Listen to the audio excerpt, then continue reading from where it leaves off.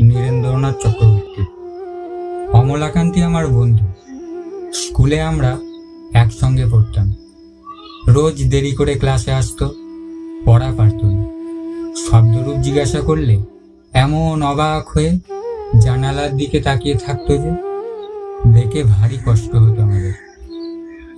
আমরা কেউ মাস্টার হতে চেয়েছিলাম, কেউ ডাক্তার, কেউ উকিল। অমলাকান্তি সেসব কিছু হতে চায়নি।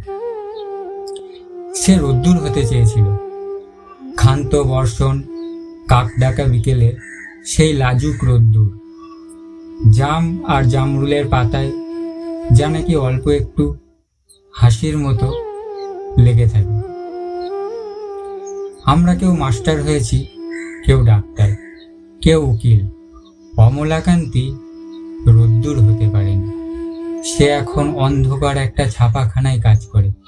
মাঝে মধ্যে আমার সঙ্গে দেখা করতে আসে, চা খায়, এটা ওটা গল্প করে, তারপর বলে উঠি তাহলে। আমি ওকে দরজা পর্যন্ত এগিয়ে দিয়ে আসি। আমাদের মধ্যে যে এখন মাস্টারি করে, অনায়াসে সে ডাক্তার হতে পারত। যে ডাক্তার হতে চেয়েছিল, উকিল হলে তার এমন কিছু ক্ষতি হতো না।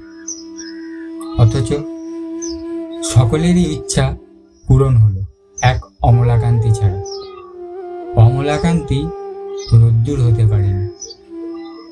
সেই অমলাকান্তি রোদ্দুরের কথা ভাবতে ভাবতে ভাবতে ভাবতে যে একদিন রোদ্দুর হতে চেয়েছিল।